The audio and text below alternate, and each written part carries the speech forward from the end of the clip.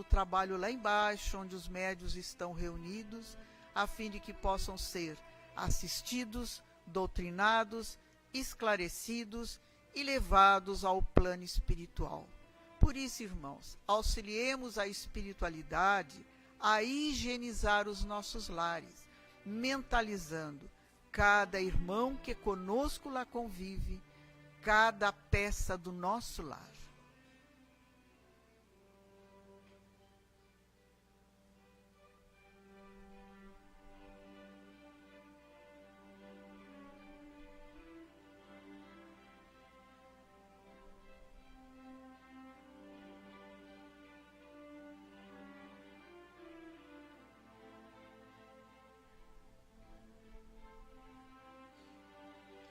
Senhor, tu mesmo disseste que onde estivessem reunidas 2 ou mais pessoas em teu nome, ali estarias.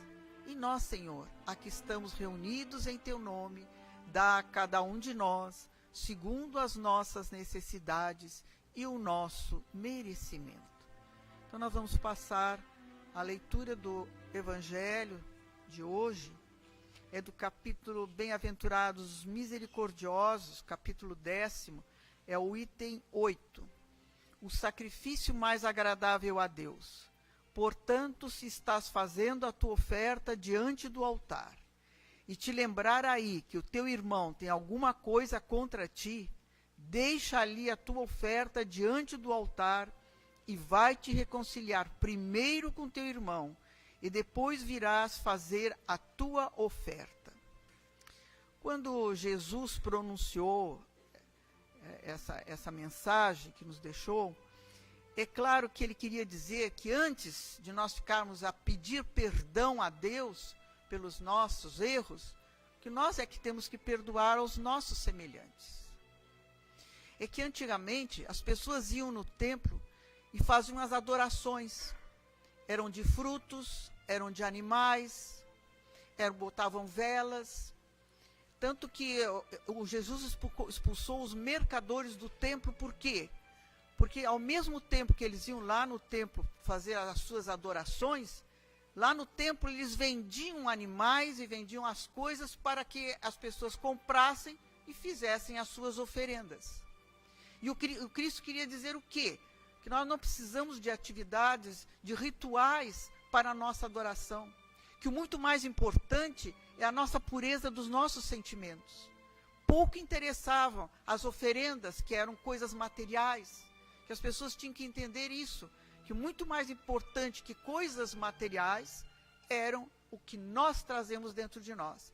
Então, se nós trouxéssemos o nosso coração cheios de ódios, cheios de mágoas, de rancor, de ressentimentos, fôssemos primeiro nos reconciliar com os nossos irmãos, que era muito mais importante do que ficar fazendo oferendas, né? Naquela época que o que eles faziam muito, né? Então, até hoje, né? O que interessa para nós são as nossas atitudes, né? Quando no Pai Nosso, né, perdoa os meus ofensores, assim como eu perdoar aqueles que me ofenderam. Nós estamos fazendo essa prece do Pai Nosso todos os dias, mas fazemos tão decorado que nós não nos apercebemos das palavras e do que nós estamos falando. Na realidade, a prece, ela deve ser sentida. Não é a quantidade de prece que nós estamos a fazer, o tempo que nós levamos, mas é o sentimento que eu coloco naquele momento e onde o meu pensamento está junto com aquelas palavras que eu pronuncio. Então, a necessidade é do quê? É do meu interior. Não é as coisas exteriores que vão resolver o meu problema, mas é o que eu trago dentro de mim. É a pureza dos meus sentimentos. E que a paz do Divino Mestre nos possa envolver. E a expositora da noite é a nossa irmã Roberta, da cidade de Imbituba. Vamos vibrar para que ela encontre facilidade no tema que preparou para todos nós na noite de hoje.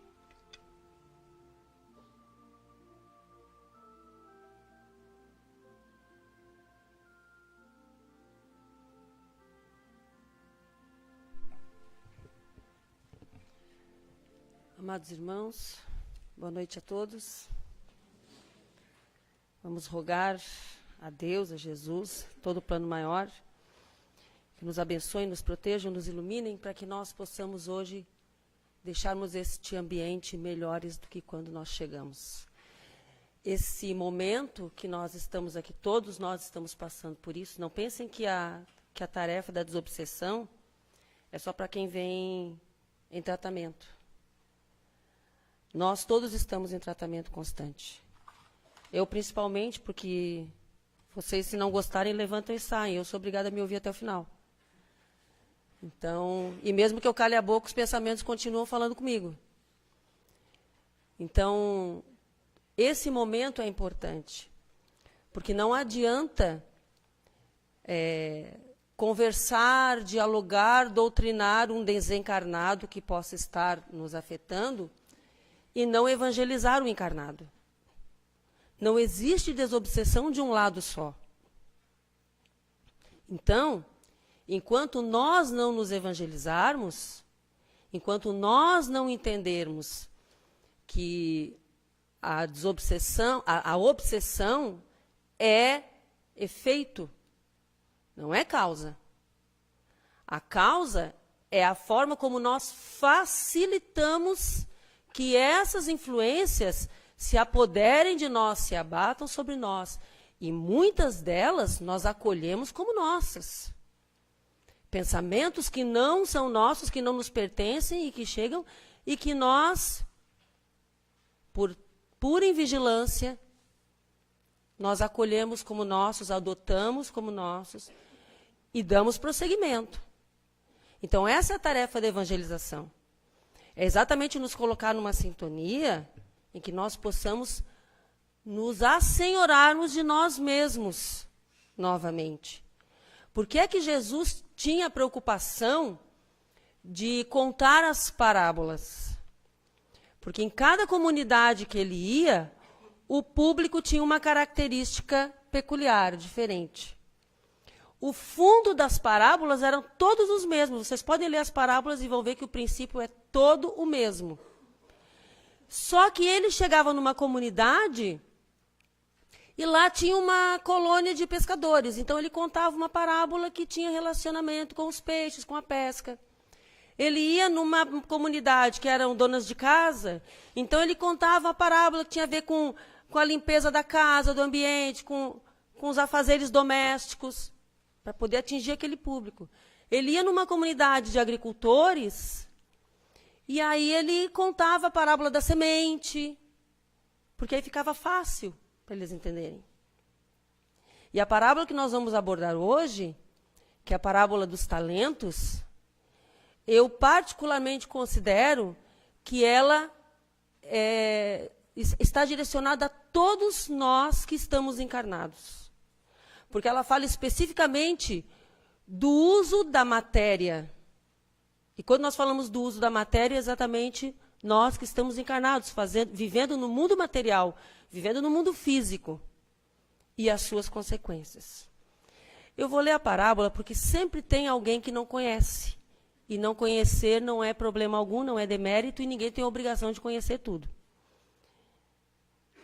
A parábola diz o seguinte: o Senhor age como um homem que, tendo de fazer uma longa viagem para o estrangeiro, chama seus servos e põe-lhes os bens nas mãos. E tendo dado 5 talentos a um, 2 a outro, 1 a outro, segundo a diferente capacidade de cada um. E partiu. Imediatamente, o que recebera 5 talentos foi negociar com eles e ganhou 5 outros. O que tinha recebido 2, ganhou também outros 2. Mas o que só tinha recebido 1, foi cavar a terra e nela escondeu o dinheiro de seu senhor. Muito tempo depois, o senhor desses servos voltou e foi ajustar suas contas. E aquele que tinha recebido 5 talentos apresentou-lhe outros 5, dizendo-lhe: Senhor, puseste 5 talentos em minhas mãos, eis aqui, além daqueles, outros 5 que eu ganhei. Seu senhor lhe respondeu: ó servo bom e fiel, como foste fiel nas pequenas coisas, eu te estabelecerei sobre muitas outras. vem alegrar-te com o teu senhor. Aquele que tinha recebido 2 talentos logo veio apresentar-se a ele e lhe disse: Senhor, puseste 2 talentos em minhas mãos, eis aqui além deles outros 2 que eu ganhei. Seu senhor respondeu: Ó servo bom e fiel, como foste fiel nas coisas pequenas, eu te estabelecerei sobre muitas coisas. Vem alegrar-te com o teu senhor. Veio por fim aquele que só tinha recebido 1 talento e lhes disse: Senhor, sei que és um homem severo, que colhes mesmo onde não semeaste, e que ajuntas onde não espalhaste. Por isso, como te temia, fui esconder teu talento na terra. Ei-lo aqui e devolvo o que te pertence. Mas seu senhor lhe respondeu: servo mau e preguiçoso. Sabes que colho onde não semeei, que ajunto onde não espalhei. Devias, pois, pôr meu dinheiro nas mãos de banqueiros, para que em minha volta eu retirasse com juros o que me pertence. Que se lhe tire, pois, o talento que tem, e que seja dado àquele que tem 10 talentos. Pois dar-se-á àquele que já tem, e ficará em abundância. Mas aquele que nada tem, tirar-se-lhe-á mesmo o que parece ter, e que se atire esse servo inútil às trevas exteriores. Lá haverá choros e ranger de dentes. Essa parábola está no Evangelho de Mateus, no capítulo 25, versículos 14 a 30. Muito bem. Bom, para mim essa parábola ela é relativamente clara, porque eu tenho 3 filhos. O mais velho tem 30 anos. Já é pai, já tem sua família. A do meio tem 15 anos. E a mais nova tem 12. Então, a diferença do mais velho para do meio é 15 anos. E dele para mais nova são 18 anos. Eu tenho certeza, e acredito que vocês vão concordar comigo, que se eu desse a mesma tarefa para os 3 executarem, eles não executariam da mesma forma. Com a mesma capacidade, com a mesma perfeição. Porque cada um tem uma idade, cada um tem uma experiência, cada um tem uma habilidade, cada um teve o seu próprio tempo para desenvolver capacidades ou não. Então, a gente entende mais ou menos aqui a divisão que foi feita desses talentos, que nós podemos entender como dinheiro, mas nós podemos entender também como tudo de material que a gente recebe, inclusive o nosso corpo. Então, veja bem, ele distribuiu de acordo com as capacidades de cada um. Aquele que recebeu 5 talentos, obviamente, é aquele mais experiente e, consequentemente, mais responsável. O que recebeu 2 talentos é o que está ali no meio do caminho. E o que recebeu 1 talento é o mais jovem. Por que a gente sabe que ele é o mais jovem? Primeiro, porque ele recebeu menos, porque senão a divisão seria injusta. Senão Deus estaria sendo injusto, ou o Senhor da parábola. E segundo, porque ele alega que temia a esse Senhor. Ele, quando foi chamado a prestar contas, e todos nós um dia seremos chamados a prestar contas, cada um a seu tempo, e eu espero que ninguém abrevie o seu tempo, mas quando formos chamados, nós temos que apresentar exatamente todos esses subsídios que nós recebemos para a caminhada terrena, que nós temos à nossa disposição, as ferramentas, os mecanismos que nós desenvolvemos, e vamos ter que apresentar lá. É a nossa bagagem espiritual. Mas vejam bem, será que o interesse desse Senhor era que essas pessoas duplicassem o patrimônio? Será que esse Senhor estava tão interessado em fazer com que essas criaturas gerassem riqueza? Por quê? Qual é a necessidade disso? Será que Deus ganha alguma coisa se nós ficarmos mais ricos? Será que Deus vai ficar mais feliz com aquele que está mais rico do que aquele que está pobre? Qual seria a perfeição de Deus se pensasse, se agisse dessa forma? Na verdade, tudo aquilo que aqueles servos fizeram dobrar, eles fizeram, na verdade, porque se nós pensarmos em coisas materiais, nós não temos como produzir matéria. Tudo que está dentro do planeta está dentro do planeta. Não tem como fabricar mais. As coisas se transformam, né? Lavoisier não dizia? As coisas, né, nada se perde, tudo se transforma, não é isso? Nada se cria, mas nada se cria. Então, nós não temos esse poder mágico de criar coisas. Então, na verdade, tudo que eles fizeram duplicar em âmbito espiritual. Então, você receber 5 talentos e devolver 10, significa que esses 5 talentos foram utilizados para o crescimento espiritual.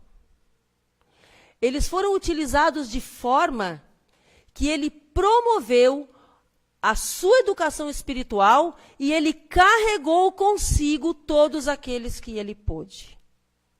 Porque ninguém evolui sozinho. Achar que nós vamos fazer a nossa evolução isoladamente é, no mínimo, de uma ingenuidade tremenda. Nós precisamos do outro. E nós temos esse compromisso, nós assumimos esse compromisso antes dessa encarnação. Então, esse que fez com que os seus talentos, os seus 5 talentos virassem 10, ele não foi egoísta. Aquele que recebeu 2 talentos e devolveu 4, a princípio, a gente lendo a parábola, a gente pensa assim, poxa, mas olha só, a divisão a gente entende, mas os 2 receberam a mesma recompensa. Aquele que devolveu 10, vem alegrar-te com o teu Senhor. Aquele que devolveu 4, né? Recebeu 2, devolveu 4. Servo bom e fiel, vem alegrar-te com o teu Senhor. Por que essa igualdade, então? Por que a mesma recompensa, se aparentemente um trabalhou mais? Lembremos que a divisão foi feita de acordo com a capacidade de cada um. Então, aquele que recebeu 2 e devolveu 4, ele trabalhou em 100% da sua capacidade. Porque a humanidade está representada nesses 3 servos. Aquela humanidade que já está mais madura, aquela humanidade que está caminhando numa evolução mediana, digamos, e aquele que está começando a sua caminhada espiritual. Aquele que está bem na sua infância espiritual. Tanto que ele confirma que ele temia aquele Senhor. Ele temia porque ele não tinha uma ideia exata de quem era esse Senhor. Porque muitas pessoas, quando pensam em Deus, eu lembro com muito carinho de um professor que eu tive, um professor de psicologia, que ele dizia assim, ele era ateu. Mas ele era um cara muito bacana, olha o preconceito, né? Ele era um cara super bacana, super legal. E era uma pessoa muito boa. Eu digo era porque ele já desencarnou, mas óbvio que ainda é, né? E eu, às vezes, na época, né, estudante, dizia para ele assim, mas professor, como é que pode tu ser ateu? Tu és um cara tão legal. Ele dizia, justamente por isso. Eu faço o bem porque eu gosto. Não faço o bem porque eu tenho medo que Deus me castigue. Então, a maioria das pessoas ainda fazem o bem com medo de uma punição, com medo da represália lá na frente. O que vai ser de mim? Eu tenho certeza que a maioria aqui não tem medo de morrer. Eu não tenho. Mas eu tenho medo danado do que vai ser feito de mim depois. Tenho uma preocupação danada. Que essa é que é a questão. Porque quando a gente desencarna, a gente tem que se encontrar conosco, com a nossa própria consciência. Então, o maior algoz somos nós mesmos. E quando esse servo disse que cavou, enterrou o talento na terra. Ou seja, ele deixa claro, a parábola deixa clara, que ele usou aquilo que ele recebeu única e exclusivamente nas coisas da terra, nas coisas da matéria. Qual foi a preocupação dele? A satisfação dos próprios desejos. A satisfação das próprias necessidades. Cavar, enterrar na terra não quer dizer que ele não usou, tá? Ele usou. Só que ele usou de forma egoísta. Ele podia ter entregado 2. Estaria dentro das expectativas, porque não se coloca fardos pesados em ombros fracos. Então, a expectativa era que ele entregasse 2. E ele não entregou nada. Bom, vocês já devem ter percebido que todas as religiões do planeta, elas têm uma história sobre um paraíso perdido. Vocês podem pesquisar. Qualquer religião tem uma história sobre o paraíso perdido. O que ele diz aqui, lá no finalzinho dessa parábola? Ele diz o seguinte: pegue esse servo inútil, olha que coisa triste, e jogue nas trevas exteriores. Normalmente o Fábio pede que eu não assuste as pessoas, mas hoje ele não está aí, né? Eu vou tentar não assustar. Vamos falar de trevas exteriores. Porque o Evangelho, ele fala realmente, ele usa uma linguagem forte, que é para nos sacudir. Porque tem hora que nós temos que levar essa sacolejada, para que a gente possa dar uma acordada. A maioria das pessoas ainda vive no mundo sem compreender que tudo que nós fazemos tem consequência. Todas as nossas atitudes imantam em nós, magneticamente, imantam em nós uma energia. Se as minhas atitudes são boas, ela imanta uma energia boa. Se a minha atitude é negativa, ela imanta uma energia negativa.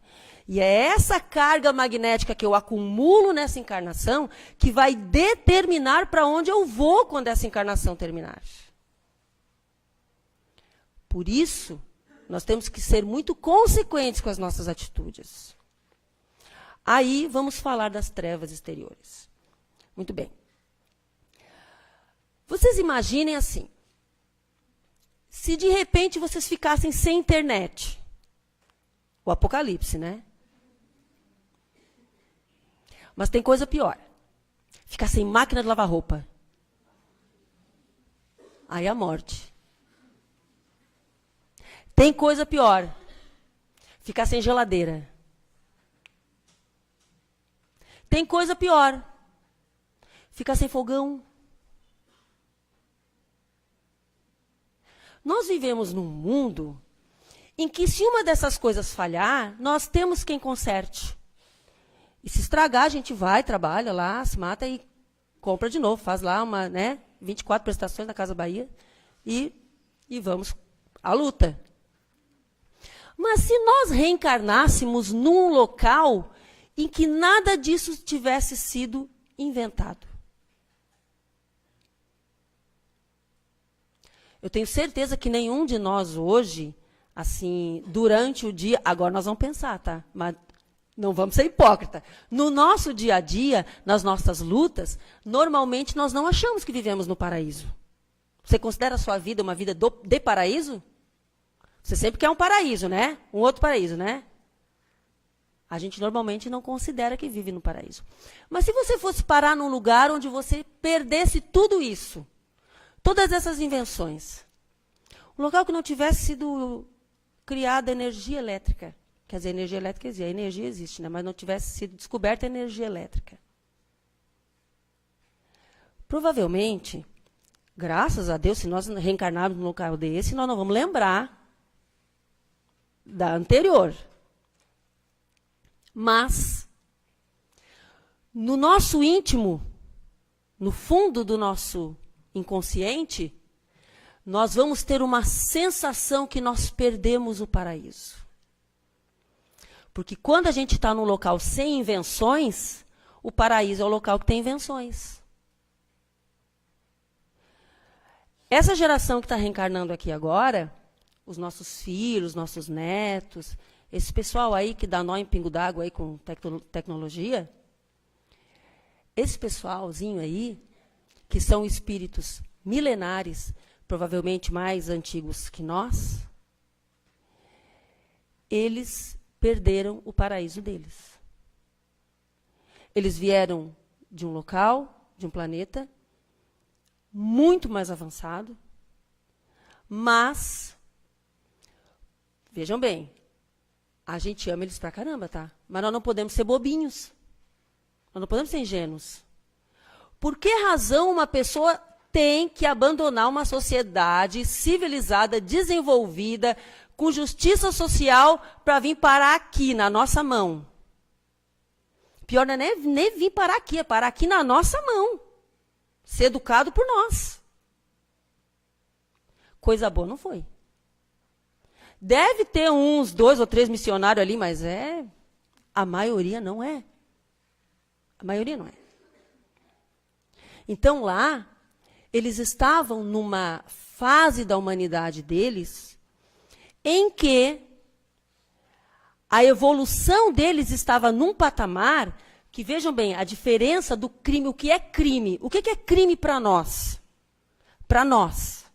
Matar, roubar, corromper, né? Roubar dinheiro, caixa 2, né? Isso aí para nós é crime. Lá eles não têm mais isso. Eles não tinham mais isso lá. A sociedade lá já tinha evoluído, já tinha extirpado isso. O crime lá, para eles, era usar a inteligência para o mal. Falar mal. Pensar mal. Ceder a tendências negativas. Porque o que acontece? Quando você está num ambiente em que todos agem de forma correta e você tem pensamentos negativos, você muitas vezes pode não agir de forma errada porque a atitude correta dos demais te inibe. Mas lá no teu íntimo, tu está maquinando uma forma, ou seja, você não agiu porque não teve oportunidade. Esse era o mal deles. Será que eles vão ter oportunidade aqui? Então, eles precisam ser orientados moralmente. Porque eles não falharam na inteligência. Eles falharam moralmente. Eles foram jogados nas trevas exteriores. Então, lá aconteceu isso. O que o Evangelho está pregando, gente, é uma verdade universal. Tem um filme que eu gosto muito, velhérrimo, que se chama Inimigo Meu.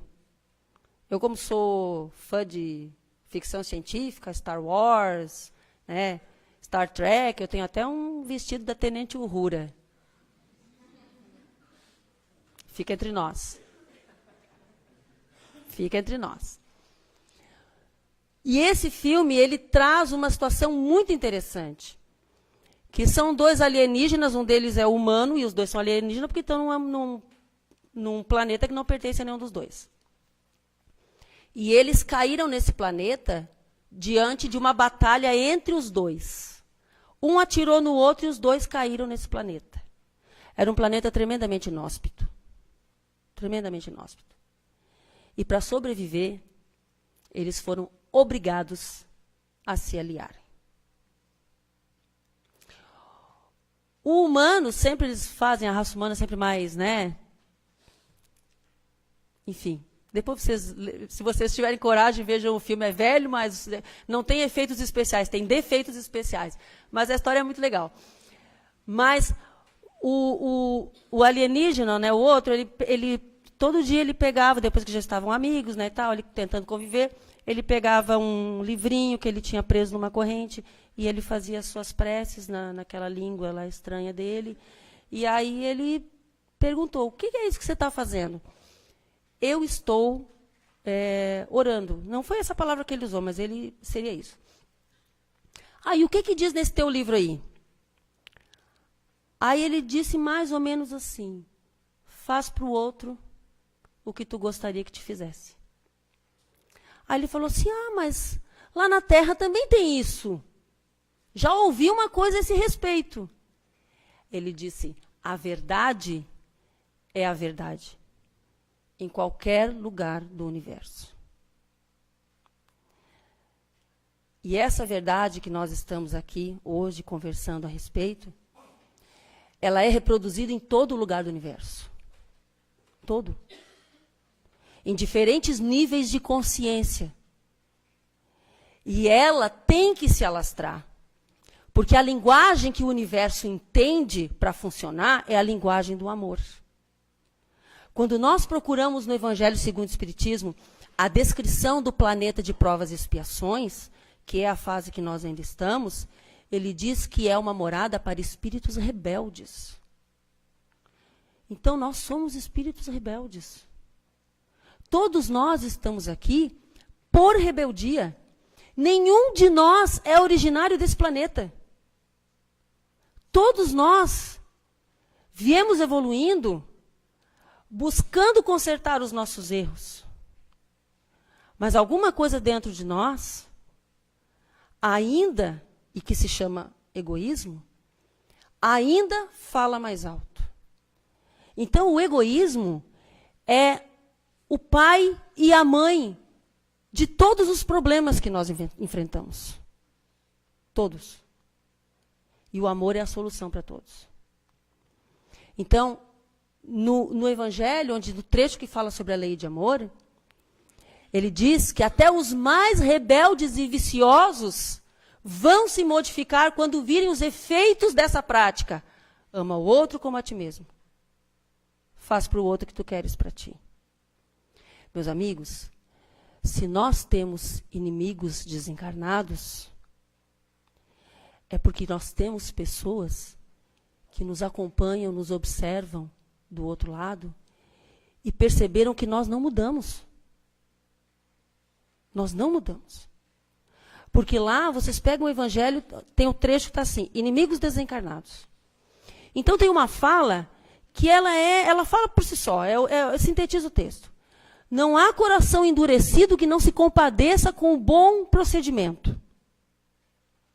Ou seja, a pessoa pode ter um coração de pedra, mas se o exemplo que você está dando for bom, ela se compadece e ela se convence.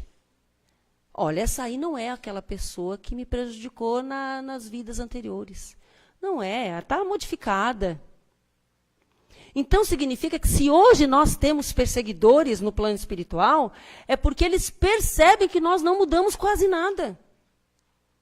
Essa é a diferença. E todos nós temos perseguidores. Todos nós. Quer ver você ter perseguidor? Você começa a trabalhar para Jesus. Aí você vira o alvo perfeito. Quanto mais você vai tentando, se esforçando em se ajustar com a lei de amor e caridade, mais visado você fica. Então, não é fácil. Não é fácil. Mas acontece que o planeta é de pessoas rebeldes. Então, nós precisamos modificar o nosso pensamento e as nossas atitudes de forma a mostrar para essas pessoas, mas principalmente para nós, porque o maior inimigo a vencer está dentro de nós mesmos. Tem um provérbio chinês que diz que quem vence o outro é forte, quem vence a si mesmo é poderoso. Porque para vencer o outro basta ser reativo. Do reino animal é assim. Bateu, levou. Agora, nós já passamos dessa fase. Nós já saímos dessa fase há muito tempo. Muito mesmo. Então, é importante que agora nós tomemos as rédeas da nossa vida. Porque permitir que uma consciência antagônica nossa dê as cartas da nossa vida é uma fraqueza moral. É uma fraqueza espiritual. Então, nós precisamos ter força moral para resistir. No livro Céu e Inferno, se não me engano, no capítulo 7 das Penas e Gozos Futuros, lá, eles fazem uma perguntinha lá que diz assim, as pessoas alegam que erram porque a carne é fraca. E eles não douram a pílula para nós, não. Eles falam assim, ó, esse negócio de carne fraca não existe, existe espírito fraco mesmo. Então, não adianta nós querermos colocar a culpa, a responsabilidade das nossas atitudes na pessoa que está do nosso lado, na nossa saúde, na nossa situação econômica, nos colegas, nos desencarnados. Porque o único poder que eles têm É de sugerir um pensamento. E esse pensamento eu acolho se eu quiser.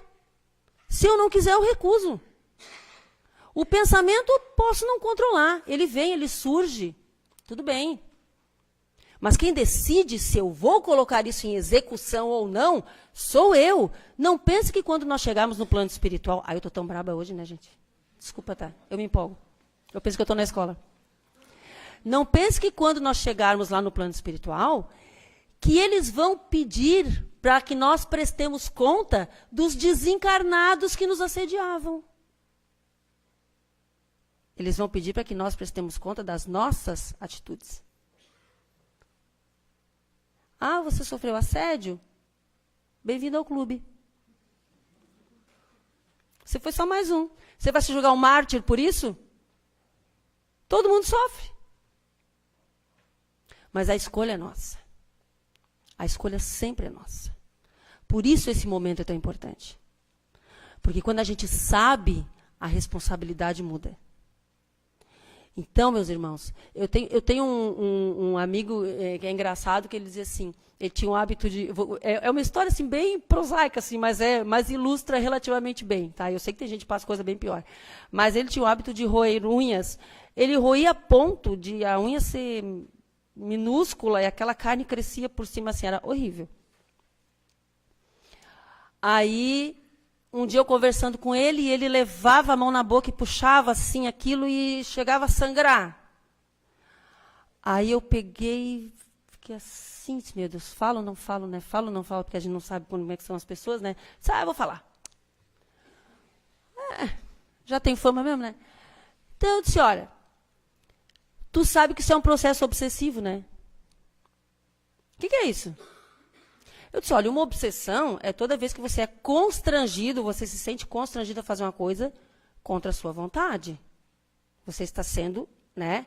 É um constrangimento. Então, algum perseguidor espiritual está assim, mas será? Eu disse, não, vamos fazer o teste então. Tu faz isso porque tu gosta? Não. Então é porque tu acha bonito o resultado? Não. Tu estás confortável com isso? Não. Então, a vontade não é tua. A vontade do outro é mais forte que a tua. E te digo mais, arrisco a dizer... Olha como eu sou boazinha. Arrisco a dizer que cada vez que tu leva a mão na boca e arranca a unha, ele se esfalfa de rir.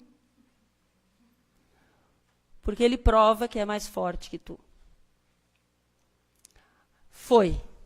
Fiquei uns bons 2 anos sem vê-lo. Primeiro dia que eu encontrei ele... Ele veio, apertou minha mão, eu apertei a mão dele, como aperto de todo mundo, e ele fazia assim para mim, ó. Ele fazia assim, aí eu me liguei, aí eu olhei, a unha estava perfeita. Disse, que bacana. Aí ele disse assim, Roberta, cada vez que eu ia levar, eu imaginava fulano do lado rindo da minha cara. Aí eu disse, mas é assim que se vence um vício. É assim que se vence um vício. Não é só isso. Os vícios morais também. Cada vez que você sentir vontade de ser maledicente, pensa que tem alguém que diz assim, conta só um pouquinho. Só um pouquinho. Não conta tudo, conta só um pedacinho. Porque você sabe que vai contar um pedacinho, a pessoa vai puxando fio de meada, né? Aquela pessoa que você confia, sempre tem alguém que ela confia, que tem alguém em quem confia, e que tem alguém em quem confia, porque segredo entre 2 só matando um. Então, meus irmãos, resistam. É uma luta de todos nós, eu garanto para vocês. Todos nós passamos por isso. Mas o nosso destino é sermos espíritos plenos. O nosso destino é sermos espíritos puros. O nosso destino é um dia sermos o anjo da guarda de alguém. Porque hoje nós temos um. E um dia nós seremos o anjo da guarda de alguém. Um dia nós seremos o protetor espiritual de um país. Como Ismael é do nosso. Coitado. Ele sabia que ia ser difícil. Um dia nós seremos o protetor espiritual, governadores espirituais de planetas. Ninguém vai parar a marcha da evolução. Mas o que vem agora para o nosso planeta, em seguida, é coisa boa. Que eu tenho uma amiga muito querida que ela sempre fala assim, ó, Roberta, às vezes antes das coisas ficarem bem bonitas, primeiro elas precisam ficar bem feias. Isso tem me dado muita força em muitos momentos. E é verdade. Eu tenho verificado que é assim. Então, nós estamos vivendo um momento de crise total. Mas dessa crise nós vamos emergir. Porque também está servindo essa crise para o plano espiritual aferir quem é que está apto para o plano de regeneração e quem não está. E nós queremos ficar. Nós queremos permanecer. Nós queremos continuar aqui, participar dessa reconstrução planetária. Nos unirmos a essa geração que está vindo e que sabe mais que nós. E fazermos todo o possível para que a lei de amor, de fato, se estabeleça. E vai estabelecer, porque esse texto do Evangelho é um texto profético. Ele vai se cumprir. Mas a gente quer que se cumpra conosco, dentro do panorama. Só depende de nós. Eu quero agradecer a paciência de vocês terem me ouvido. Muito obrigada, Criciúma. Rogo a Deus, a Jesus, a todo o plano maior que nos abençoe, nos protejam, nos iluminem, que protejam a todos aqueles que nesse momento a nossa mente consegue alcançar num grande pulso magnético, que proteja os nossos apoiadores, mas proteja também os nossos perseguidores, igualmente sem distinção. Que assim seja.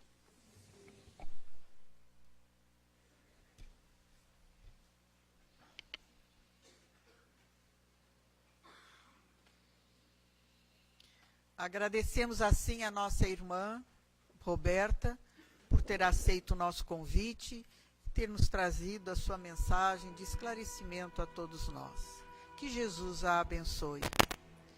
E vamos pedir agora, Senhor, pela magnetização das nossas águas, que as energias salutares possam recair sobre elas, pelos nomes que se encontram nas urnas, de encarnados e desencarnados, pelos irmãos que se encontram num leito de um hospital, nos presídios, pelas crianças ao abandono, pelos idosos, por aqueles que vivem nas sarjetas da vida, por aqueles que ainda estão a vibrar no erro, nos vícios, no mal, no tóxico, por aqueles que perderam seu ente querido, que a bondade infinita do alto possa envolver a todos estes irmãos neste momento, recebendo eles de acordo com as suas necessidades. E nós, Senhor, que aqui estamos na Tua casa de amor, conhecendo o Teu Evangelho, volta e meia tropeçamos, mas sentimos a Tua mão amiga a nos erguer, porque Tu sempre estás conosco. E unidos que aqui estamos neste momento, em que Te elevamos os nossos pensamentos, vamos nos preparar para o passe, que o passe é transfusão de energias, onde a espiritualidade maior está a envolver cada um de nós. As energias que vão nos dar equilíbrio ao nosso corpo físico, ao nosso corpo espiritual, a paz que tanto almejamos, ao equilíbrio e o amor do nosso Pai para conosco. Vamos sentir como uma luz a penetrar todo o nosso ser, a entrar pelo nosso centro coronário, reabastecendo todos os nossos centros de força. Vamos sair harmonizados pela bênção divina. E unidos que aqui estamos num só sentimento e num só coração, a Ti elevamos, Senhor, nossa prece de gratidão. Pai nosso que estais em toda parte, santificado seja o Teu nome, venha a nós o Teu reino, seja feita a Tua vontade, assim na terra como no espaço. O pão nosso de cada dia dá-nos hoje, Perdoa as nossas dívidas, assim como nós perdoarmos aos nossos devedores. E não nos deixes, Pai, cair nas tentações. Livra-nos de todos os males, pois Teu é o reino, é o poder, é a glória para sempre. Que assim seja. Em nome de Deus, de Jesus, da cúpula espiritual do Círculo da Luz, nós agradecemos a proteção e damos por encerrados os trabalhos de desobsessão coletiva da noite de hoje. E uma boa noite a todos.